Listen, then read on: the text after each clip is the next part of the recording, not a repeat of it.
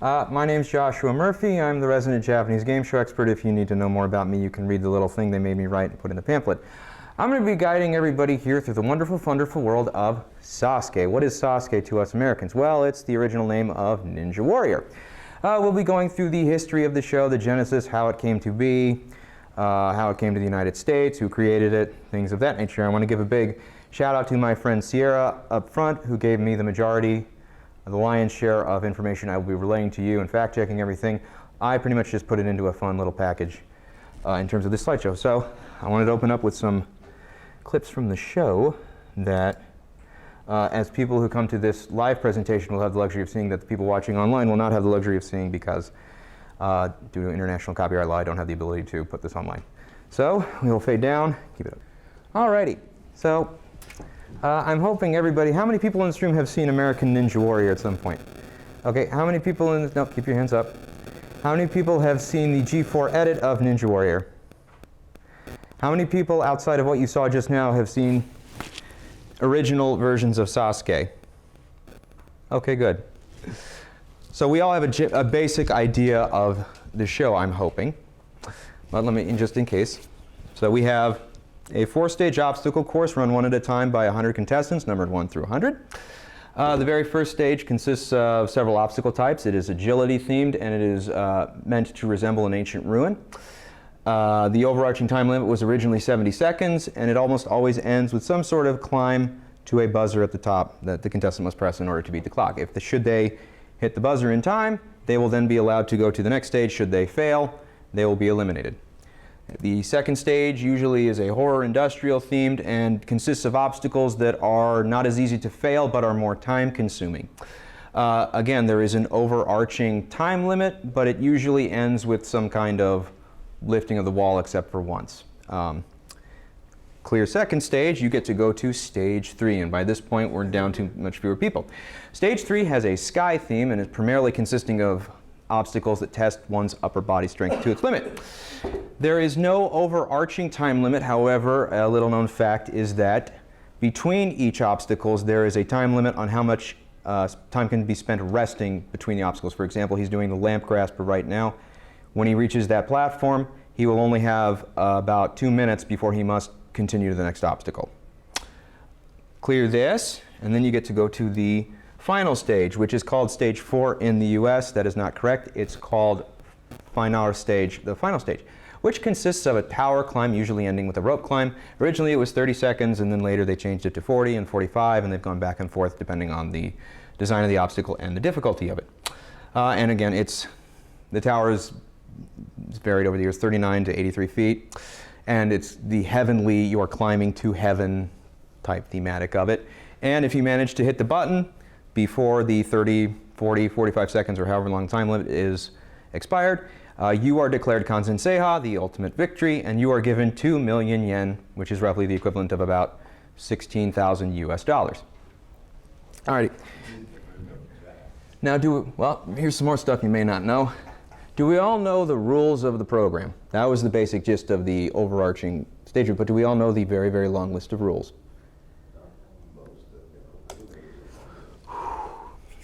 Basic rules. 100 players compete in a 4-stage course one at a time. Players may not progress to subsequent stages unless they are able to complete the previous stage. Players are given a preset amount of time to reach the end of the course, except for in the case of stage 3. Players may not step off course, and no part of their body may touch the water, except in cases when the obstacle requires it.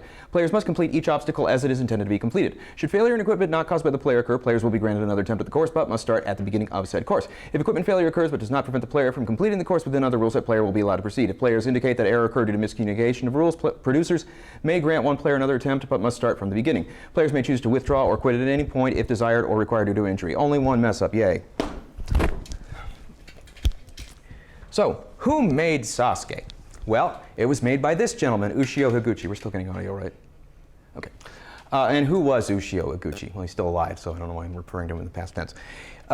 He worked for Tokyo Broadcasting System, henceforth known as TBS, to save on time. And he worked in their sports division from 1986 to 1992. And he covered the Barcelona Olympics in '92. And Tokyo Broadcasting System was very, very pleased with the work that he did, so much so that they let him create his own physical obstacle, endurance, athletic type challenge, which was called Pro Sportsman No. 1. And what Pro Sportsman #1 was, it was a individual athletic competition where they would have athletes of all time competing to become the Pro Sportsman #1. So they would have a tug of war type event. They would have the, let's see if I can get all this on camera. We have this deadlift event where he's got to throw this heavy cylinder over the wall behind him, and they increase the height of the wall in between each time he does it. This is called, this is a vaulting horse, but it's called Monster Box on the show. And the idea is you run up, jump on a trampoline, and then vault yourself over it, and then each subsequent person who clears it, they raise the height of it. And Pro Sportsman #1 premiered in '93 on Tokyo Broadcasting System, and it was a athletic. There was always one person who was win and would be declared Pro Sportsman #1 of that year, and it ran from 1993 till 2009. From the show, they started doing these kind of spin-off, one-off events where they would have who can walk the longest on their hands, who can do the most backflips, who can do the most sit-ups, which eventually made its way into its own kind of spin-off of a show, which was called Muscle Ranking, or Kiniku Banzuke, which was a competitive sports program that aired from 1995 till 2002. It ended in 2002 due to unforeseen injury. Featured, competitors going through these athletic-type courses. So, for example, like I said before, they have a course dressed up to look like a jungle, but you have to complete the course walking on your hands. They also have a course where it's made up to look like a haunted house, but you have to complete it on a unicycle. I also have various odds and ends that they filmed that they never showed. They have one where you do stilts. And then they have these sort of athletic endeavor challenges where you have to see who can do the most sit-ups in 30 seconds, who can do the most push-ups, all these kind of things. But they also have these sports-related challenges wherein they have a target with several pieces within it, and they have to use some sort of piece of athletic equipment to try to knock out the targets from a distance, usually a frisbee, soccer ball, basketball. When they did it with the basketball, actually Michael Jordan was on it, and he ended up winning that event. Let's go for 4. 8, not bad. By the way, if anyone wants to try that when the show is over, I'm more than happy to let you do it with supervision. Very popular show on Tokyo Broadcasting System. And one of the specials that they decide they want to do one year is this sort of athletic event, which is going to be sort of a competition combining elements from Kiniku Banzuke Muscle Ranking into one giant obstacle course in 4 stages, and that is the show that becomes Sasuke. And Sasuke, the very first Sasuke competition, was filmed at the Tokyo Bay NK Hall in 1997. It consisted of the standard 4 obstacles, 4 stages rather, that we know today. And unlike subsequent competitions, they showed all 100 competitors, not necessarily their entire run, but they showed at least where they either won or failed. And then for certain people they wanted to highlight, they would show their entire run. And because it was filmed in the studio, and because they didn't want to invest too much money in it, they didn't have the luxury of building a massive amount of sets like they wanted. They wanted to go with the jungle theme right off the bat, but they didn't have the budget to do it, so it's this much more muted blue, brown kind of wooden theme. And it was absolutely a disaster to film. Things broke down, they had a hard time getting through it, but somehow they managed to make it through, and they thought to themselves, well, we are never going to do that again, until it aired. And then it got a huge audience response. They loved it, and so naturally when the audiences like something, you make another one. Only this time they learned their lesson, and they decided to film the entirety of Sasuke 2 at Midoriyama Studios. And what Midoriyama is it is this big plot of land owned by Tokyo Broadcasting System, or at least leased by them, which is used to make Ninja Warrior. Originally it was used to make Takeshi's Castle. I hope everyone's seen that show. And in America, it's called Mount Midoriyama. And that is actually not correct for 2 reasons. One, it is not filmed at the American version is not filmed at Mount Midoriyama, for one thing.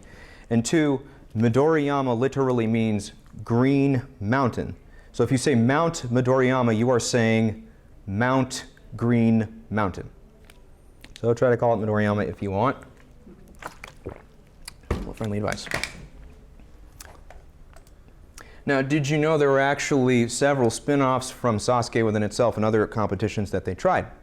They made a version of Sasuke called Sasuke Jr., which featured young people in middle school competing in a 4-stage obstacle course, much like the original. They also had a version for women called Kunoichi, which began in 1999. The very first Kunoichi that they filmed, all 80 women failed the first stage.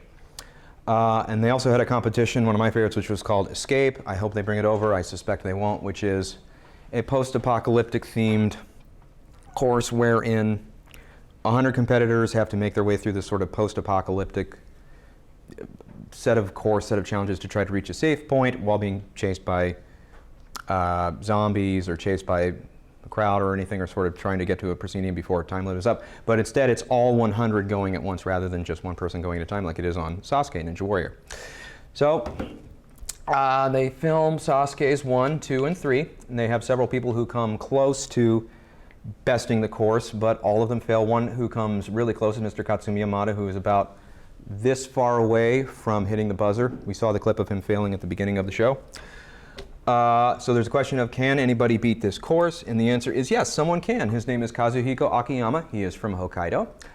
He was a commercial crab fisherman and one-time member of Japan's self-defense force, and now is a massage therapist because he has a degenerative eye condition that makes it hard for him to, be on a crab fishing boat, and eventually will make it hard for him to win the course. Now, he competed in Sasuke's 2 and 3, and both times he timed out on stage 2. But in the 4th competition, he managed to clear the 2nd stage and then easily cleared the 3rd stage and then climbed to the top. He was the only person that year to clear the 3rd stage and became the first person to achieve total victory.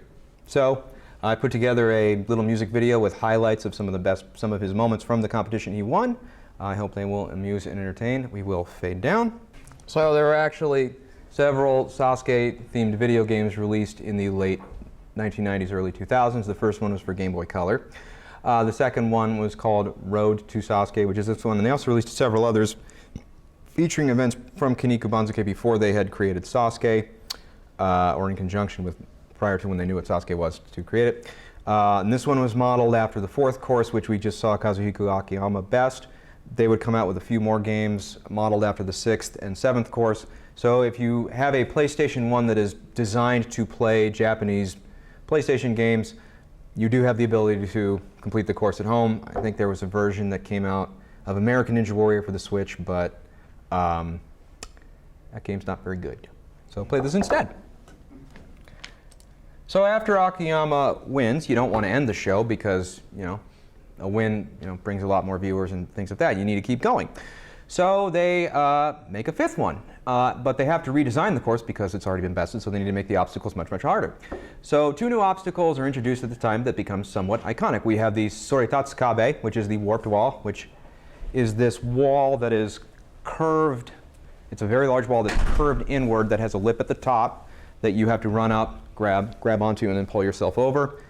It's featured a lot on American Ninja Warrior, I'm sure. We've all seen it. And then we have the jump hang, which is a large net, and then there's a trampoline right there. I don't know how well it appears on the screen, but you have to run as best you can to this trampoline, jump on it, fling yourself forward, and grab onto this rope, and then you have to either climb over it or you have to climb under it, again, without touching the water.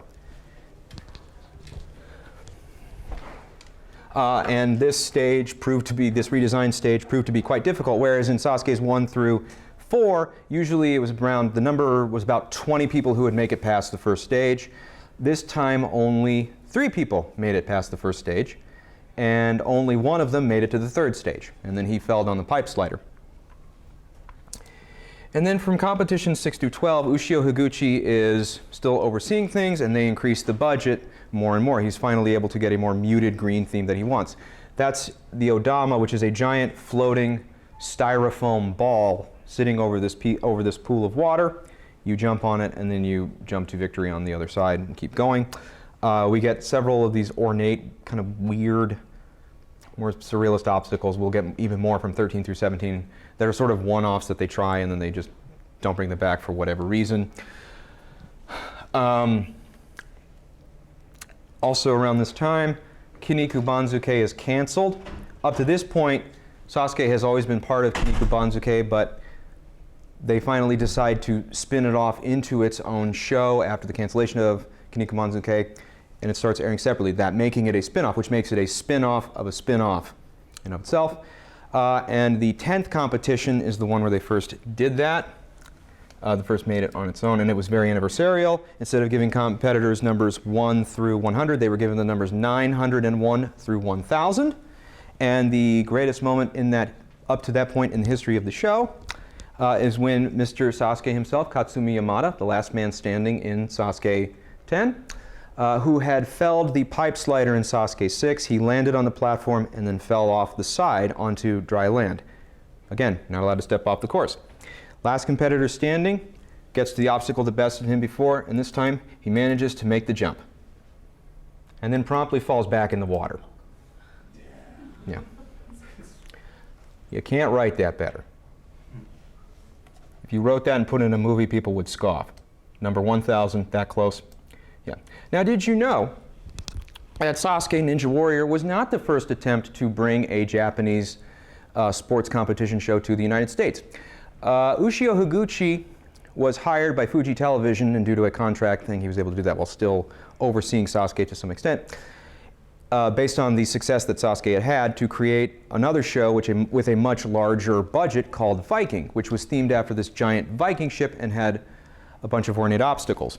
Again, there were times where it was 4 stages, there were times where it wasn't, and they would have a family version, they would have a themed version, they would have a celebrity version once. I believe it was celebrity, although I've heard mixed.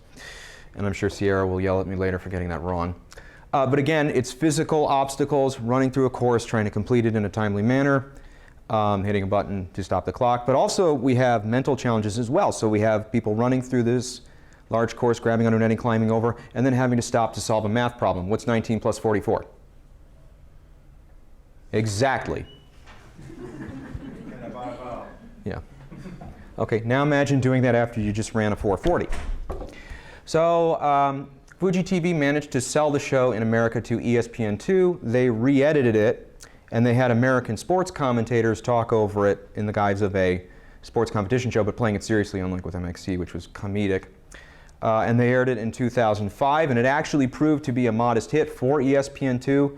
But they didn't end up commissioning more of the. They were trying to make Viking literally build the sets in the United States, and it was this close, but it fell through. And again, this is all before Ninja Warrior comes to the United States. And they would have made more dubbed episodes, but they didn't have enough footage. They ran out by that point. So while Higuchi is overseeing Viking, Sasuke's 13 through 17 have their budgets reduced. We lose the jungle theme from the first stage, and we have much more, again, very, very surreal obstacles. We saw the trampoline in the beginning where you just jump into a trampoline and fling yourself back onto the safety mat. This is not the warped wall. This is a crooked wall. And what it is, if I can get this without tripping, you run up it, and it curves off. And there's a rope here that's blocked by the timer that you have to grab onto, and you have to drop down, and then move forward, and then do the warped wall. So, in a way, it's a weird kind of prep for it.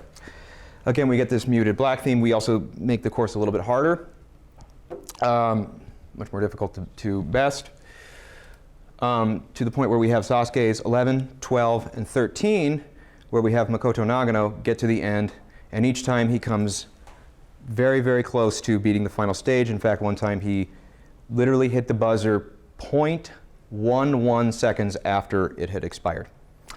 And then from 14 to 16, no one is able to make it to the final stage. And then in 17, Nagano is able to make it to the final stage. Who is this man? Well, he is a commercial fisherman and captain of the Konpiri Maru, which is a fishing vessel. He first competed in Sasuke 7, where he timed out on the warped wall, and then 8, again, he timed out on the warped wall as well there. Then 9, he was the person who made it the furthest. He made it all the way to the pipe slider and then fell there. And 17 is the competition that he would ultimately end up winning. So I have some highlights again that I put together of him set to some music. I'm going to fade down. All right. So after Nagano is able to best stage 17, Viking is canceled by Fuji TV because Ushio Higuchi can't deliver a product that they want. So he comes back to Sasuke full time. And due to the way the contract is set up, he's able to bring obstacles from Viking to Sasuke to use it on Sasuke, the original show. We'll talk about a few of those and see a few of them in a minute. And the first stage is completely redesigned with this new fire theme. Now, the rumor is that they designed stage 1 of Sasuke 18 to be theoretically clearable, but they had hoped that no one would clear it. 6 people ended up clearing the first stage, 3 people ended up clearing the newly designed second stage, and then all 3 of them failed on the new cliffhanger. Nagano was one of them. And if you look at, they have some press they were doing for 18, you actually see some of the designs of challenges they didn't use, one of which is the rolling log where you have to stop, where it reaches the bottom, and then you have to transition to another log. And then the other one is a warped wall where you climb up, you climb over it, you're on top of it, and then you immediately have to do another warped wall. Yeah, making it harder and harder. We have the half pipe attack here where you have to run up the side and then grab a rope. The rope doesn't quite appear well enough on it, but again, very, very difficult. But on 18, they're able to at least have some people clear it. We have 2 new additions at that time period. We have the beloved, do we know what the obstacle on the left is called? The jumping spider, which combines the jump hang and the spider walk, wherein you have to jump into the spider. So rather, whereas before you're jumping and grabbing on a rope, now you're jumping into the spider walk itself and putting your arms out to catch yourself, whereas before you could just walk up to it. And it proved quite a difficult obstacle, quite a unique and shocking obstacle. And I'll come back in 19 with a little bit of information. I don't know how well this one appears on camera. We'll see some video. Gotcha. Thank you very much. And they introduced that in stage 2. And what it is it's I'm sure we've all seen it, but I'm going to describe it anyway. It's a bar that is on a couple of posts. You do a pull-up to the bar, and then you hop it up to another set of posts. You pull yourself up, and you keep doing it until you get to the top. The spider walk originally was further and closer to the trampoline. But because people were able to clear in 18, they actually moved it and made it higher up and moved it a little bit further back, so you actually had to jump further in to get into it. And that proved quite difficult, as it took 47 competitors before anyone was actually able to clear it in Sasuke 19. I have to forget what my next slide is. Yeah, okay, so I'll save that information later. So, how the hell do we know what this show is here in America? Well, it had to come here in some form or another. So, if anybody was in my last presentation, you'll know that cable networks are desperate for programming, or were desperate for programming back when cable networks were relevant. G4, which is a subsidiary of NBC Universal, merged with the cable channel Tech TV and became its own entity. It was primarily technology focused for a while, and then new people came in, and a woman named Laura Civiello, who was sort of became their head of programming acquisitions, supervisor programming acquisitions. She was the one that took Sasuke and brought it to the United States.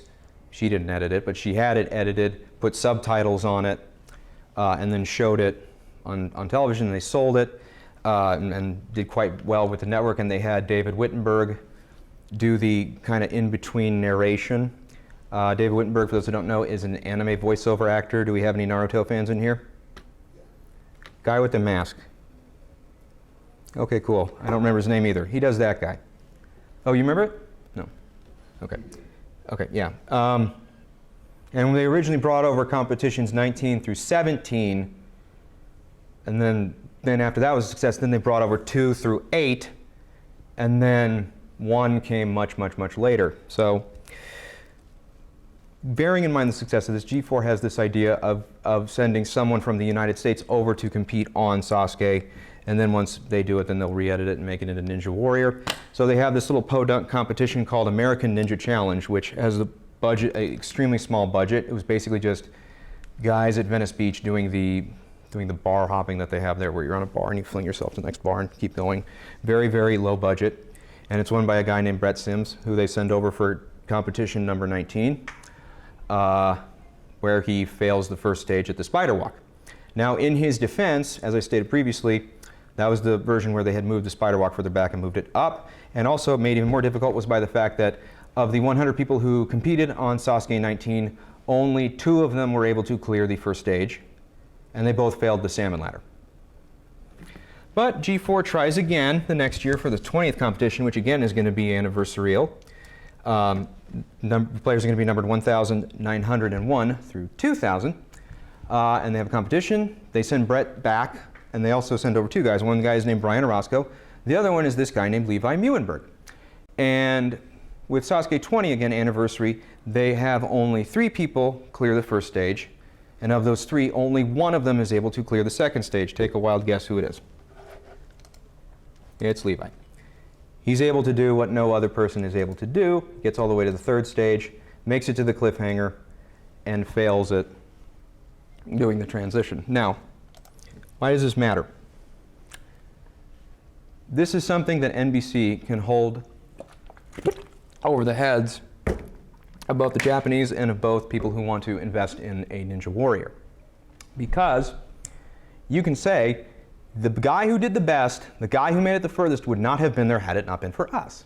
So, NBC International commissions a show called American Ninja Warrior, which is a spin-off of Ninja Warrior in and of itself, which makes it a spin-off of a spin-off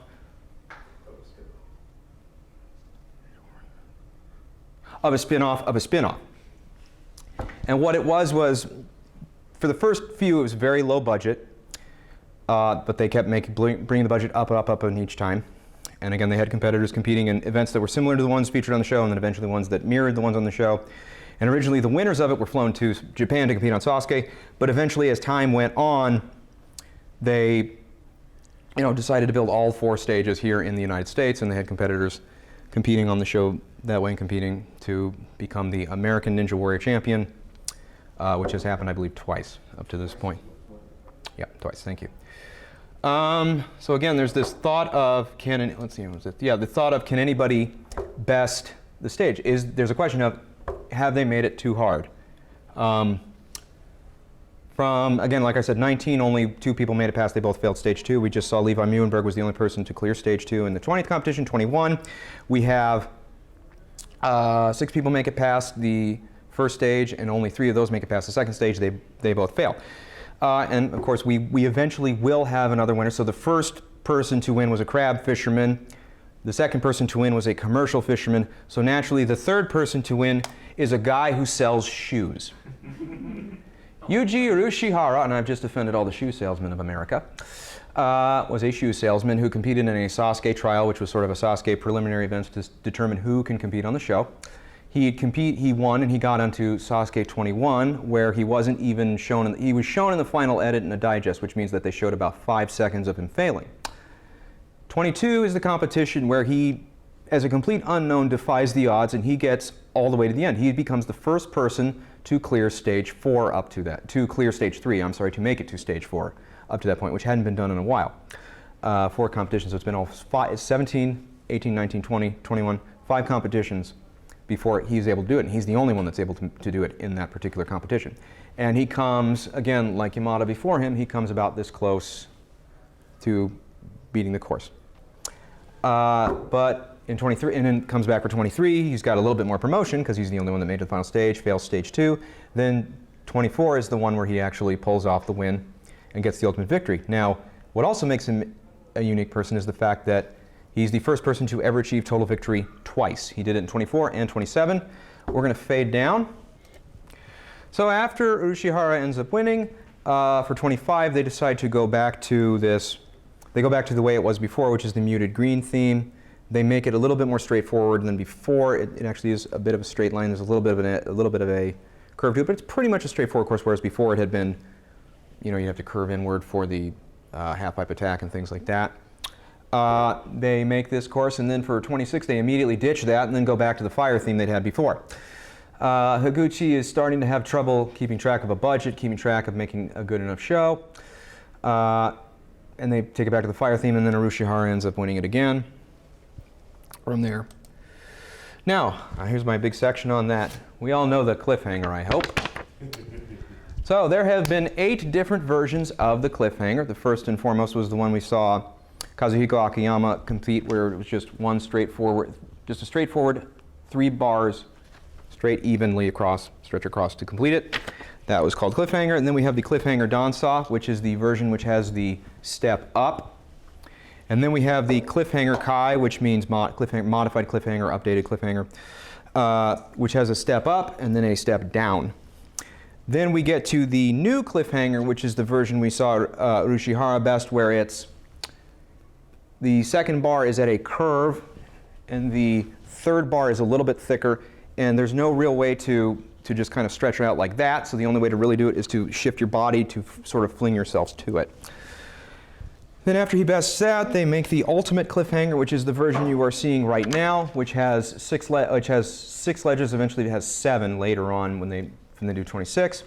And you will notice, I hope I can get this on camera, this section here is curved inward. So it's actually, it's not straight even, it's straight like that. That's how it works.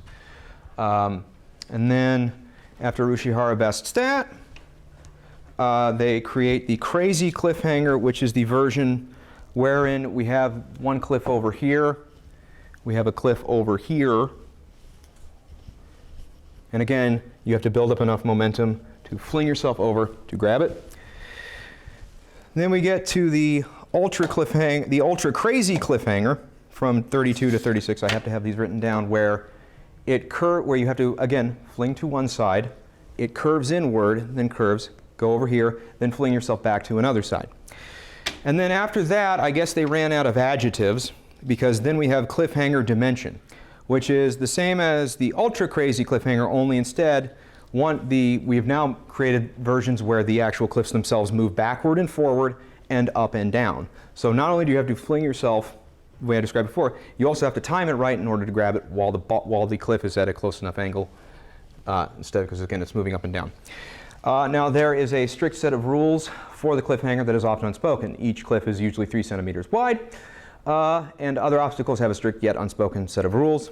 For one thing, if the cliff is like this across and then people are seeing out that, you have to hold on to the cliff like this. You cannot hold on to it like this.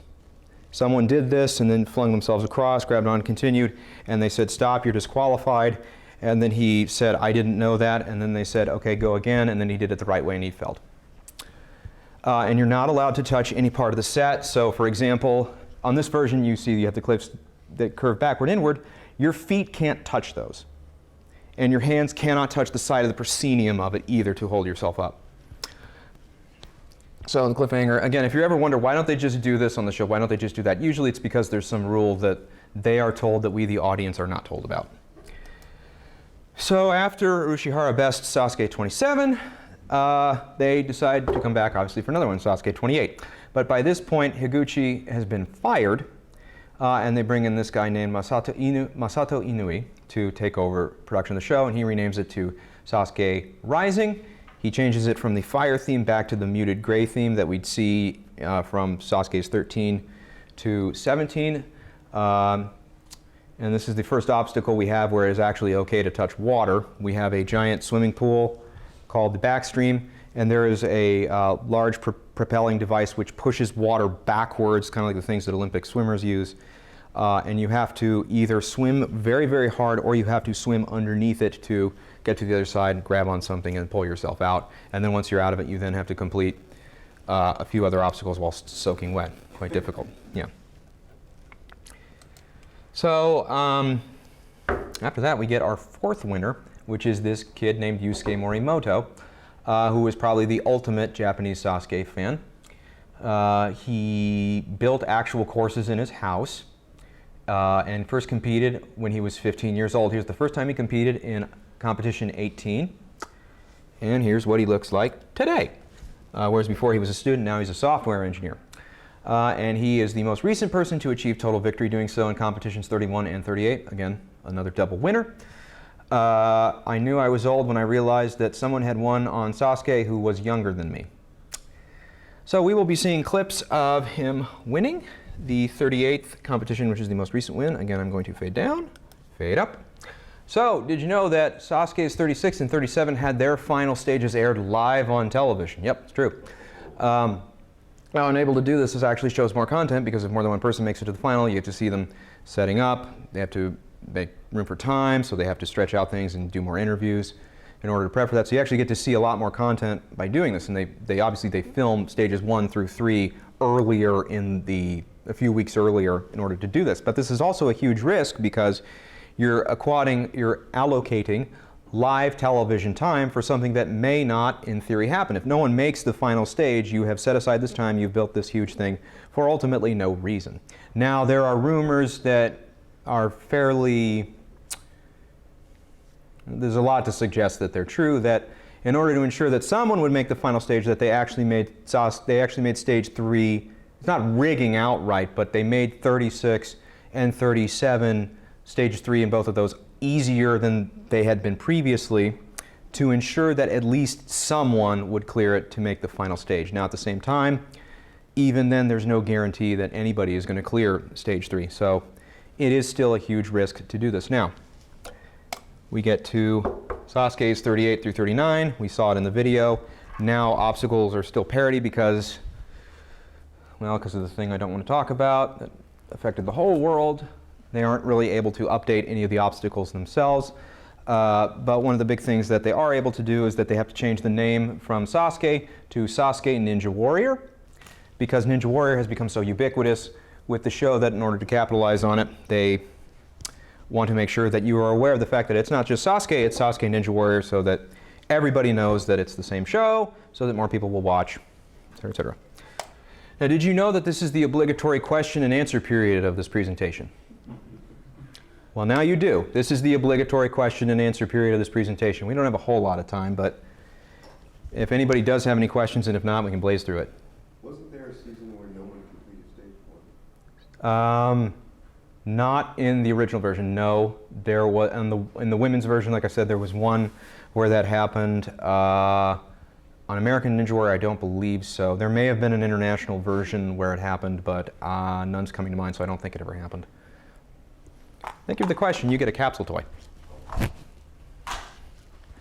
Any other questions? Anybody want another capsule toy? I have lots of questions. I could do this all day. Cool. Have another one. Oh. Do you remember when America did international competition? Yes. Who was the Japanese team? Because I thought Nagano was on the team. Nagano is my hero, and he should win every year. Yeah, everybody loves him. He's a good one. And he actually was on Viking too, because a lot of the people that were on both. Yeah, that's how I discovered him. Yep. Yep. And he almost won Viking too. They did it more than once. I know Shingo Yamamoto was on there once, and he's the only person who's competed in every Sasuke up to this point. Nagano may have been there. I don't remember, but I know that he came to America to test out some obstacles. I know Urushihara was on it once. I know Morimoto was on there once. Nagano was here for our the first time we did it, which was really yes. cool to see all those. Yeah. So like the entire roster of the celebrities that we know. And I think, yeah. They were all there just to watch, and of course, no one. Right. It was still fun. And it was interesting to see. And again, it's bringing people together. Again, that's what this show should do, which will dovetail hopefully later on a little bit. I'm sorry, I'm already skipping ahead because we are running a little bit low on time. I do have my email coming up later, so if you have any more questions that you would like to ask me, or if you just don't feel comfortable asking in front of other people, I don't know what that would be, but I don't care, I will gladly answer them for you. So, what is this map? Well, this is a map of all the countries around the world that at some point in time have had some version of Sasuke. The green ones are versions that are still going. Red is, I believe, versions that have stopped, and yellow is versions that are still going but are called Sasuke, whereas the green ones, I may have to fact check that later, because I'm trying to remember, but I believe red has stopped at some point. But you get the idea. Sasuke's become this worldwide phenomenon, which is appropriate because we're about to go into the 40th Sasuke competition. Again, anniversarial. I don't know if that even is a real word, but it is a big thing. It's the anniversary of the very, very first Sasuke. They make a big deal out of 10, 20, and 30. And if you go on the official Sasuke Ninja Warrior YouTube, you will see that they have uploaded various YouTube clips from as of right now, I believe it's up to competition maybe 6. And you can watch some of the best highlighted moments from each Sasuke competition. Now they changed the music because, fun fact that I didn't include in here, Sasuke uses various pieces of music from anime, pieces of music from movies, contemporary stuff at the time in order to accentuate it, but obviously they can't clear those for an international market, so they took those out and put in sort of their own music.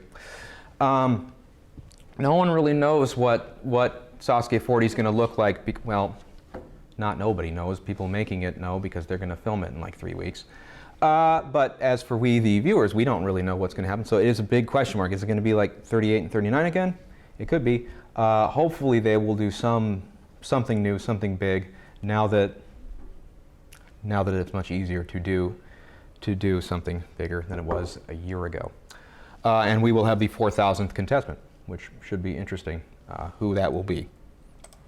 What are you looking at? You're looking at a compilation of all of the logos from around the world of all the different incarnations of Sasuke or Ninja Warrior, well, Sasuke, some of which are called Ninja Warrior. Again, this is to show you, to accentuate how big this phenomenon is, how big this format is.